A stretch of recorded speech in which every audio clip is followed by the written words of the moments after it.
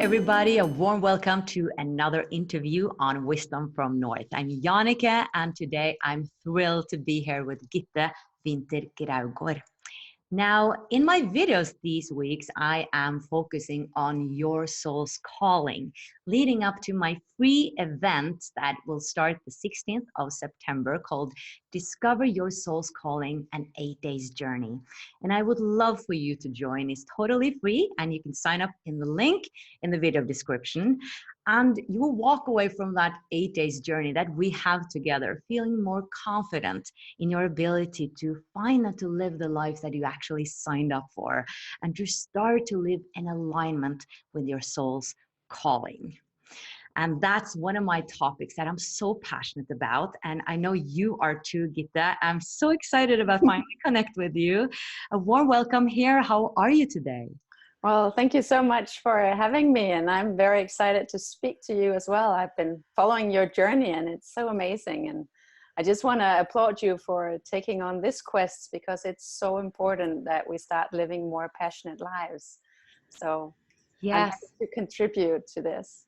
Wonderful. I agree. And you are definitely living a passionate life. And that's what we will be speaking about today, because you have a brand or a concept that's called Room for Reflection.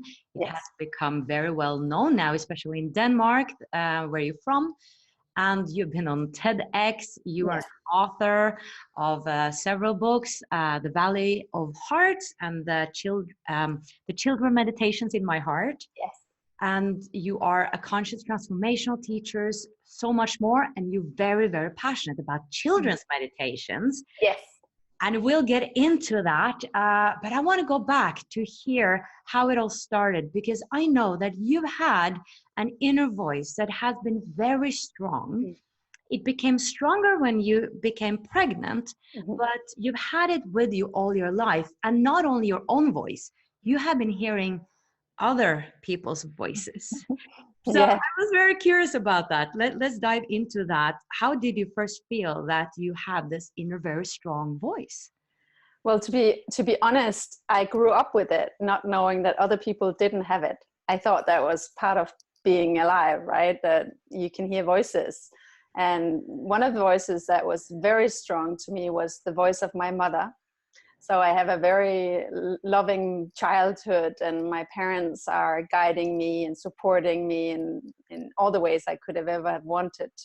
And one of the ways is also to figure out which decisions to make when you become a teenager and you start making decisions on your own. And if I was in doubt whether to go right or left or follow a group or go by myself or whatever I needed to make a decisions on, I would just close my eyes and I could hear my mother's voice inside.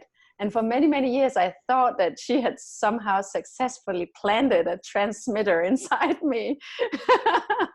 But it was only many years later I understood that this is actually the intuition, that because my mother has raised me the way she has, it reminds me of her love, and our intuition is guiding us from a loving place. So I don't know when that transition happened from being my mother's voice to being more of an intuition. I think as I grew into adulthood, it became more, okay, this is actually what an intuition is. This is the voice that we all long to hear to guide us. So it started actually, you thought it was your mother, and then it was your intuition, but you heard it kind of like your mother. Was it kind of like you hear me talking like now, or was it inside your head, or how? Yeah, it felt like a little speaker on my shoulder. So I could just switch it on. So do I want to follow this group? They might be into some kind of trouble. Do I want to drink these beers at a party? Or do I want to go on this trip? Do I want to continue my path in some way? All these questions that you have as a young person. If you are trained to listen to your inner world, if you're trained to listen to your inner voice, and if you have supporting parents and they say, well, you can make decisions, they teach you to believe in your decisions and believe in what you feel inside, then it will become the most powerful tool throughout your whole life. Wow. So having had it always, it's hard for me to imagine not having it. I get so touched right now, because children, as children, we're so intuitive and so in contact. And what you're saying now is so crucial, because you're saying that your parents really taught you how to listen within. Yes. And that's maybe the problem, that we're not taught, most of us are not taught to listen within, and then we don't hear that voice. Yes, and I think it's because many parents are lost. So what I see right now is a whole generation of stressed out and depressed parents. So we see, like, there are so many parents who are off track and who are not living a passionate life like we're talking about today. And if we continue down that road, we lose touch of all the inner resources we have. And if we've lost touch as parents, how can we teach our children? If we don't know about the inner voice, how can we teach our children? So what I see actually is beautiful, because some of my books will help the parent connect to the child, and then the child becomes the teacher of the inner world to the parent. So it's like a full circle thing. So I love that, because the children are so pure and haven't been so, hopefully are not so lost in life that many parents are. We will get back to that. I still want to hear more about that voice. Yes. Was your mother alive when you heard her voice? Yeah, she's still alive. Oh, okay. Yeah. And I can still hear her if I need to. And you heard also your grandparents, and because I watched this interview that you had with Andrea, Dr. Yes. Andrea Pennington. Yes. She's one of our masterclass teachers on Wisdom from North membership, a lovely lady. And you explained to her that you could hear a difference in the voice of your grandparents when they passed over. Yes. So this is an ability I've developed within like the last 10 years. So the voice that we talk about was mostly alive when I was a kid and in my teens and in my early 20s. And as I started meditating more and getting more into the spiritual world and opening up to my chakras and getting aligned with the universe and my mission here, I started developing all these other different psychic tools. And one of them is to hear the voices from above. And I speak about this in regards to Andrea Pennington's book, Magic and Miracles. And the thing is that you hear your grandparents' voices, you hear your parents' voices here, but what happens, and it's full of the life they have lived here and the burdens. So for instance, the last grandmother who passed to the other side was 93 and burdened in an old, tired body that was really heavy. And as soon as she went up into heaven, I heard her flying up there and giggling all the way. I heard this young woman, like the voice of the woman, like the young girl she was inside. And she was always this very happy, you could hear her laughing, even though she was really old, that she was just this young girl inside. I was very lucky to write her memoirs before she passed and before she got into dementia. So I was spending a lot of time with her, and I saw this young woman inside that body. And when she flew up into heaven, she was giggling in that beautiful girlish way. And she passed the same day as Lois Hay. So it was like, I saw on Facebook, I knew my grandmother was on her last state. And I saw on Facebook that Lois Hay had passed. And I say out loud in my living room, okay, so she's gone now. And I spoke about Lois Hay, and my husband said, so your grandmother passed? He thought that was who I was talking about. And I said, no, this is Lois Hay. She passed now tonight. And then the phone rang. And my father said, your grandmother has passed. Wow. So I thought to myself, okay, grandmother, you're getting the best entry into heaven, because everything is going to stand open for you when you get there with Lois Hay. I mean, Wayne Dyer is going to wait there at the entrance, and the band is going to play, and the angels are going to go crazy, and everything is going to be just a party to celebrate her. And after that voice from her and my other grandparents have developed even more for me. And it is, I wish now I can also hear from my clients, so I can hear the voices of their parents or their loved ones. And I so wish that more people could do this, because if more people had access to this seemingly invisible world, there would be less sadness and more joy, because all they say is love. I mean, I'm here for you. I'm still here. I support you. I see you every day. I'm happy when you're happy. I'm here to help you. Please connect with me. I can do so much for you. I'm still here. I'm still here. They just long to give that message to us. And I just wish that more people could hear these voices. So for me, with my grandparents in heaven, it feels like having this cheering band. They always, come on, you can do it. And if I am asking for advice, they'll come. One of them who is most likely to be able to help me will come and help me out. So we have this living world with friends and clients and kids and family, but there's so much more. What a gift. I truly believe that we all have this ability. Oh, yeah. However, when we're not raised in that way that you are, it's something we need to practice. Yes. It can come through grace or it comes through practice. And sometimes we have to practice for a long time. That's why I basically created a membership, because I understood that inspiration is not enough. It's not enough to just do something once. You have to actually do it on a continuing basis. What I got curious about now, do you feel like you can get an answer to anything? Because your grandparents might have their perspective. They're still kind of individual, or I wouldn't know, but I could imagine that they still have some sort of a individuality on the other side if they haven't moved into the deeper or the higher levels where we kind of just become part of everything. Well, this is a big question because I don't know what's going on after in the afterlife. But my question is, would they be the right one always to ask a question, or would it be your higher self perhaps that knows your soul contracts and your path?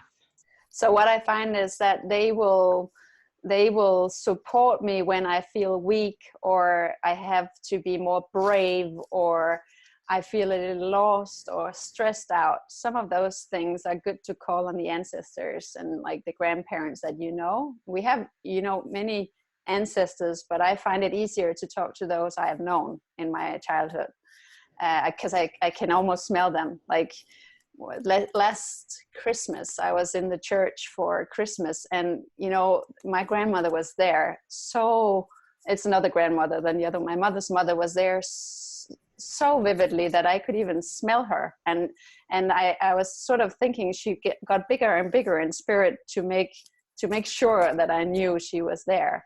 And I've traveled with her to Spain. I've done so many things with her, and it's funny. It's really funny, and it's not so serious.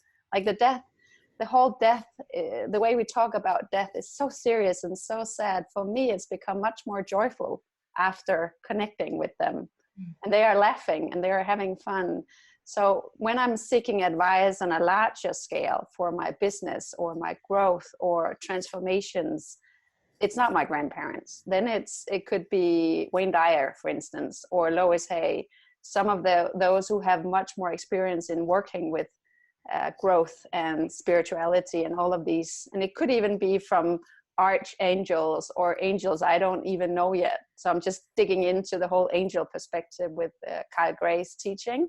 And I'm not very, I don't know much about it yet, but even though I don't know the name or the color or the sword or the feather or whatever they are connected with, I still speak with them. So it's just getting more and more clear-sighted on who they are and why it's exactly those that I'm speaking. I get curious to know, okay, so this, like for instance, right now, this Metatron archangel keeps popping up in all my readings and everywhere. So now I'm studying to figure out who is that and why is it purple. And so I get curious, but I don't really need to know so much to get the advice that I need. So it's more out of curiosity and understanding what is all of this that we don't see. Wow, it's truly a gift. Like you said, what if everybody had that support? Because so many people are lonely and feeling lonely and so separated. Yes. You're feeling the opposite, having that team in heaven. Well, in fact, sometimes I have to shut them off, say, stop, because they've forgotten what it is to live in a body.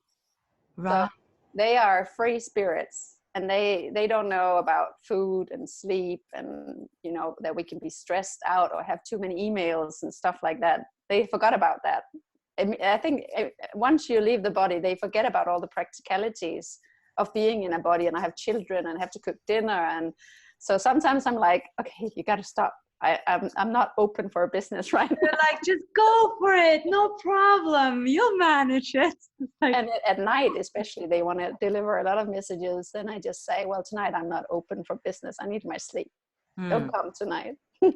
But of course it takes many years to develop the gifts, and it also takes many years to train not to get overwhelmed or scared or, you know, freaked out of some of what is going on, and learning how to cleanse your body from it, and you know, a lot of things to learn as well. So yeah, it takes a lot of training as well to adapt to having this gift.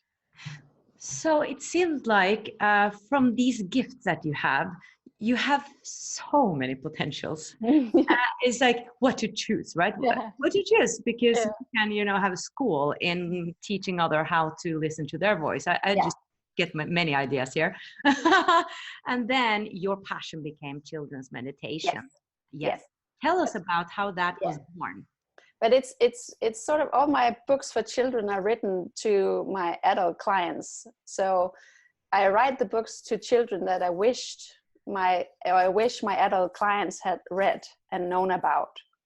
Then I see patterns in my adult clients, and I think, okay, can we turn this into a children's universe so they don't have to be lost in life? So they will learn to grow up with a strong connection to their heart, a strong connection to nature, a high sense of self-love, and some of all those different things that I see many adults longing for. Then I try to make books that they can read to their children, and then the children will understand it much quicker than adults do, and then they will teach their parents as well.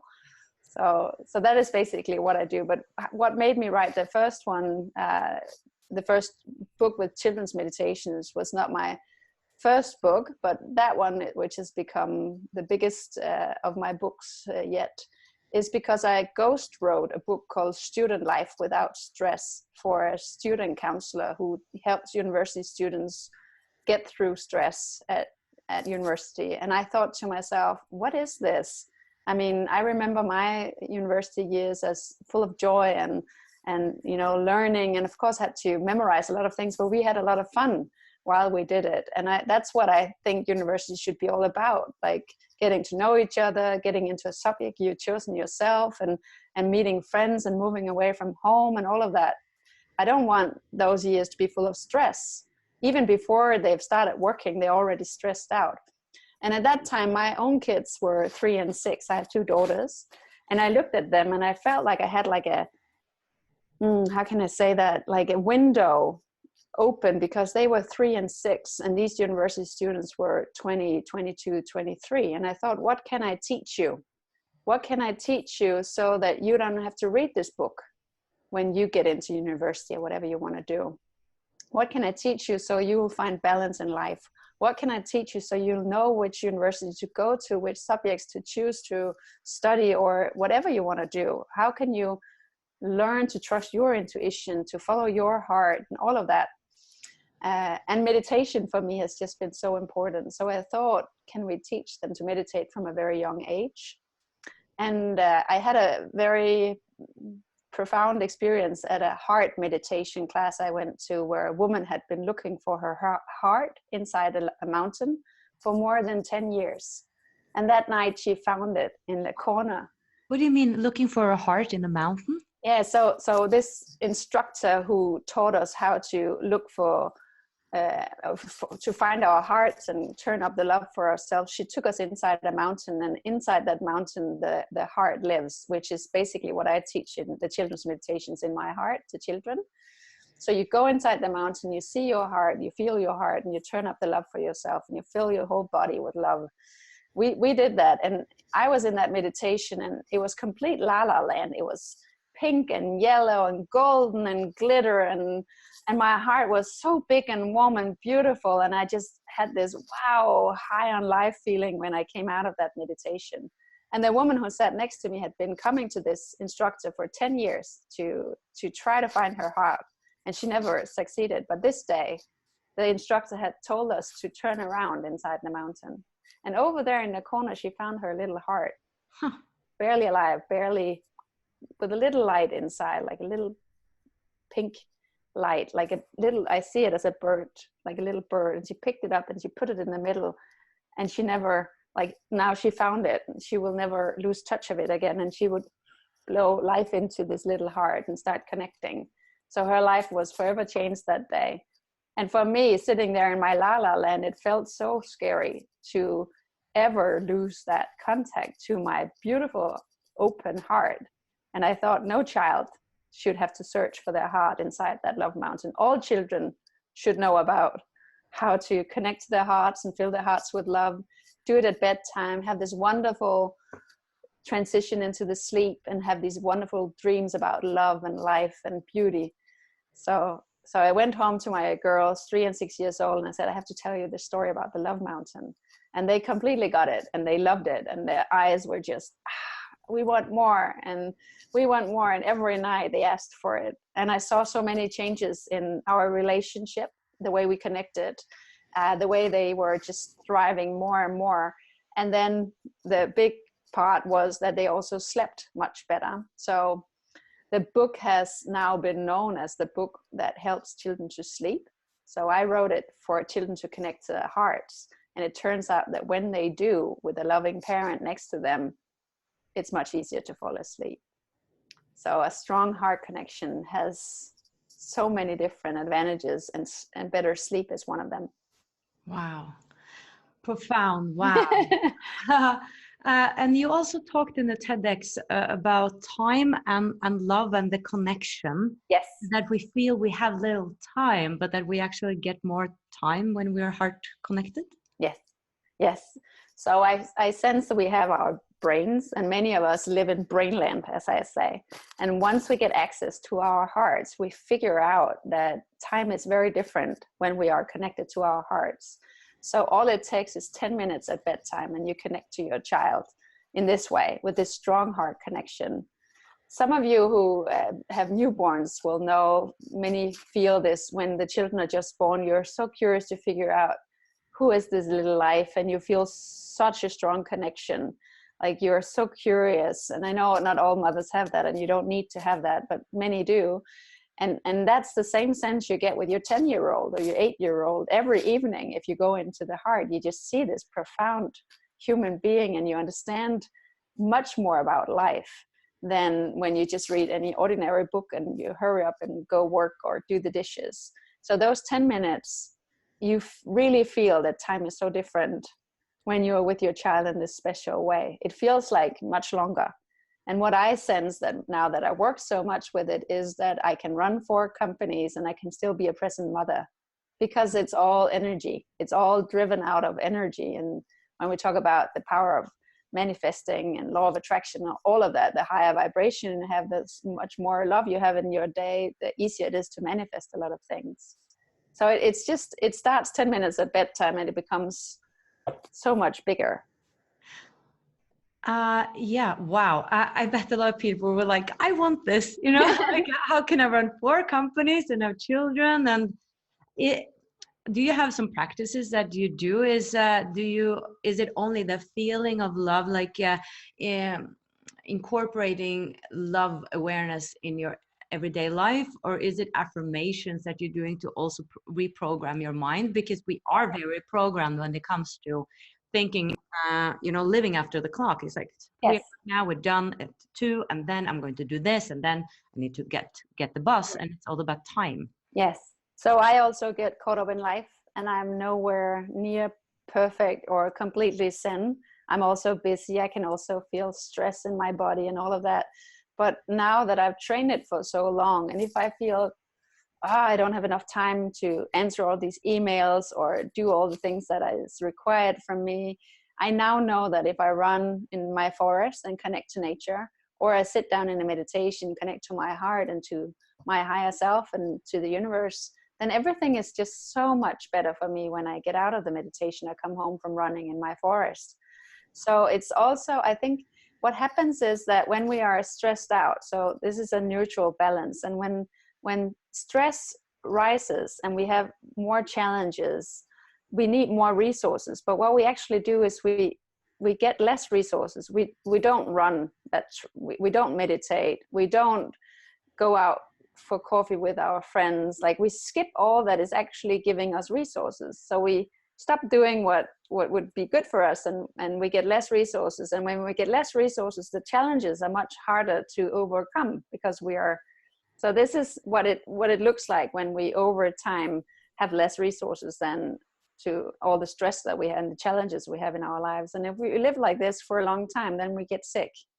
So what we actually need to do is that when we see the challenges coming up, then we need to sleep more, drink more water, run, meditate, go to yoga class, see your best friends. And we don't do that.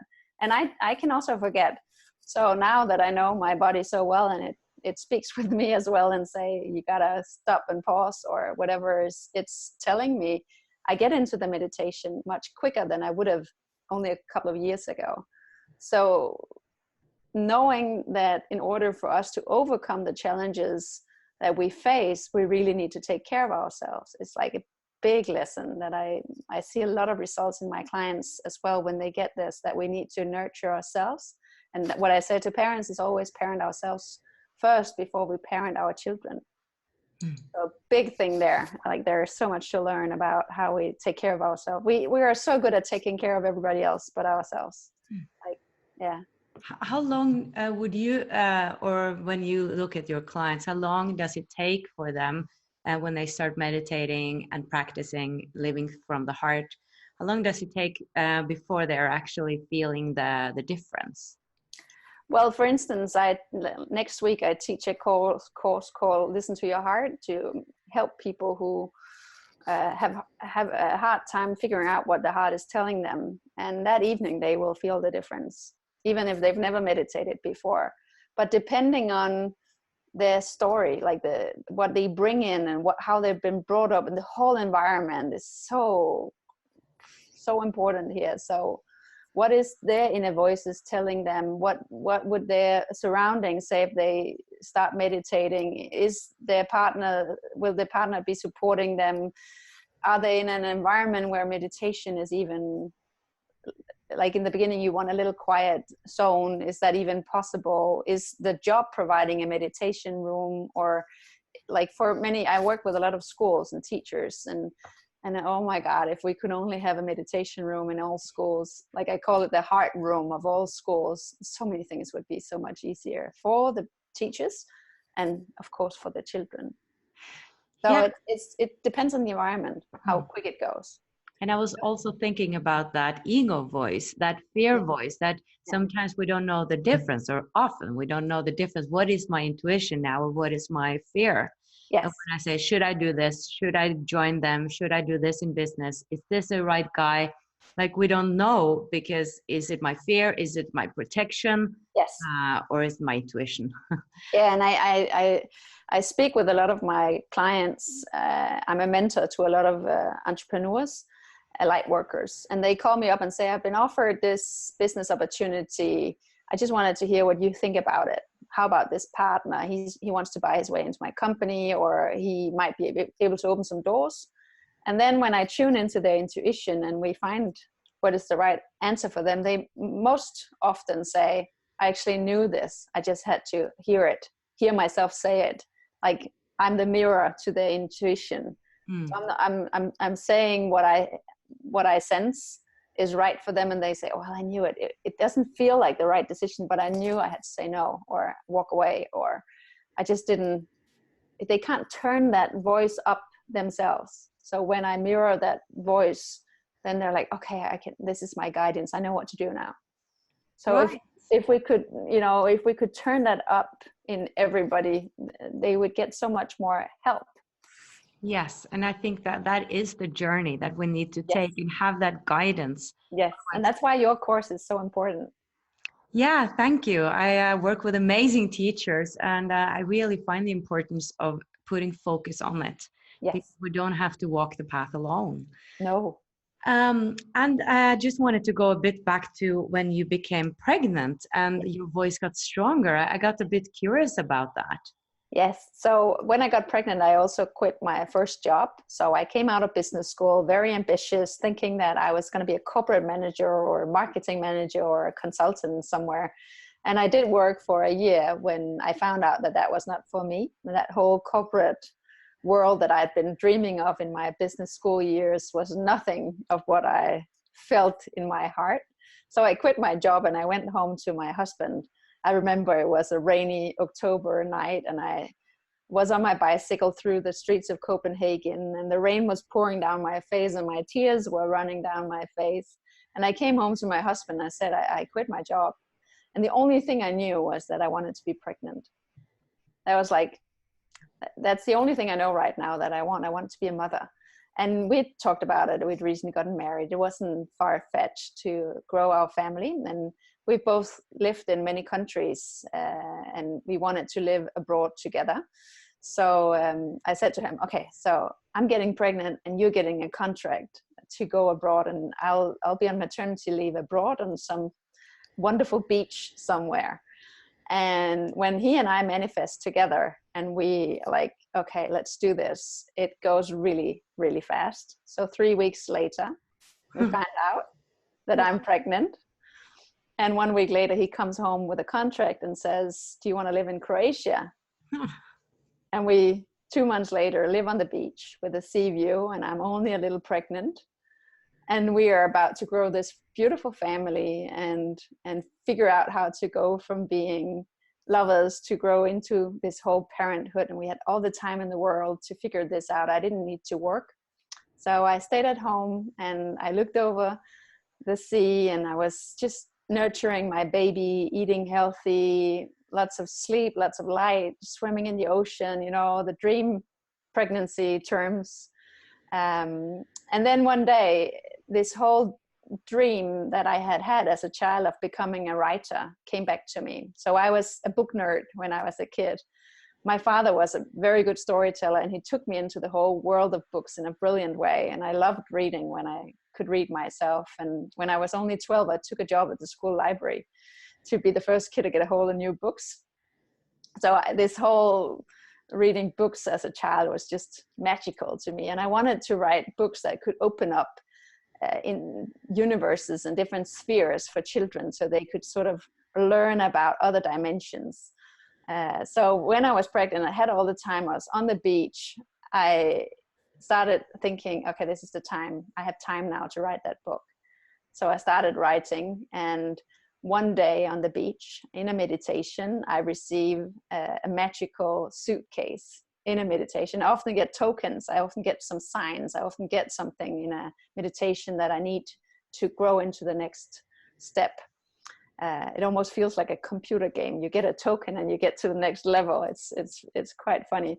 So I get this suitcase and I come home, and when I open it later in another meditation, it's like all those fantasy worlds, all those adventures, all those books, you know, Astrid Lindgren and all those, you know, universes, they just came out of that suitcase like a magical waterfall. So I got in touch with all of those spheres and universes and worlds from my childhood again. And when all of those dimensions were sort of back in my body, these little puppets came out and they started talking in the suitcase. And I'm like, what is this? Like adjusting my sight. And I see these two children and they start talking to each other. And for months, my job became to type down what they said to each other and what they experienced. And sometimes I would say, stop, please stop. I can't follow up my fingers, or I just tap dancing on the computer. And then eventually my baby was born and I didn't have so much time. And I would put the suitcase under the bed. And when she was sleeping, and she was a good sleeper, I could take the suitcase out and I would pray that the kids were still inside, and I would open it and they're like, and they kept going. So I had 2 hours while she was sleeping. I would write again.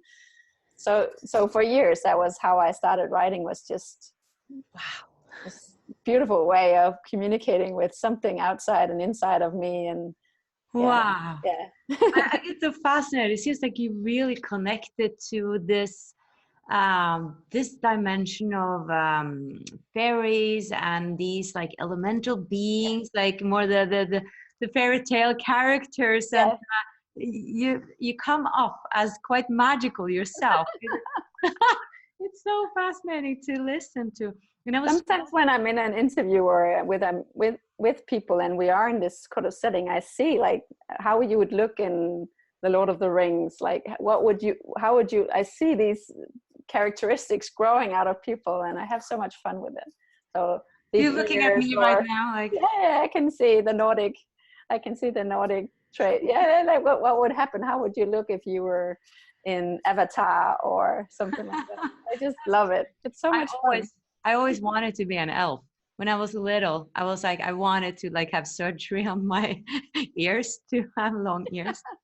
So yeah. I think I still like deep inside really want to be an elf.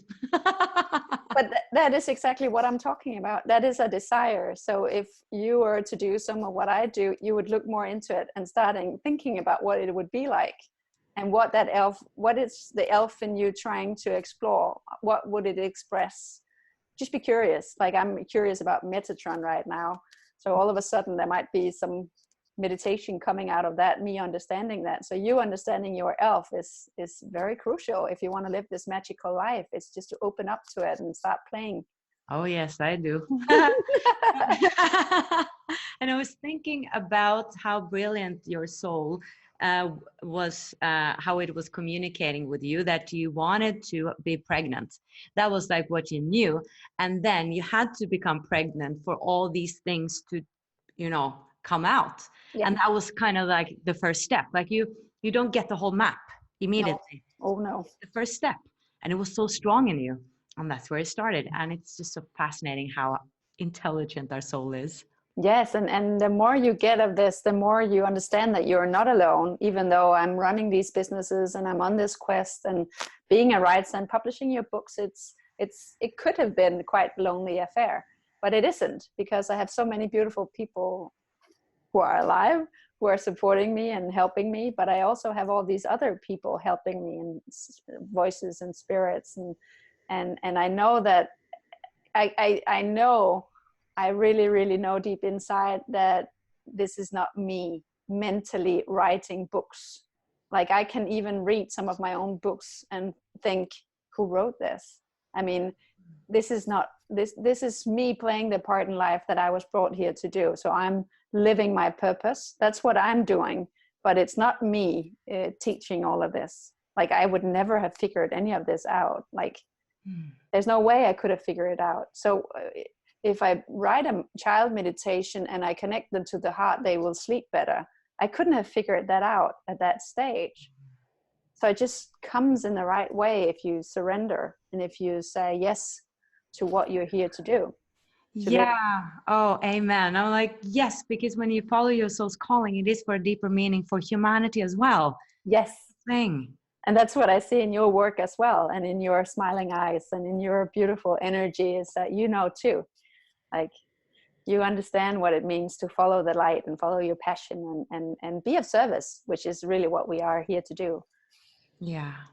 Well, this has been such a magical conversation. I'm so glad we connected. And you also have a beautiful article on Wisdom from North magazine. I'll put a link below, guys, so you can read it. And I really recommend to check out Gitta's work. It's, by now, it's so powerful and magical. So thank you so much, Gitta. And I look forward to collaborate again. We have to connect again. Oh, yes, for sure. Thank you for having me. And thank you for watching, guys. And I would love to see you in Discover Your Soul's Calling 8 days event. The link is below. Now, remember to shine the light that you are. Much love from Denmark and Norway.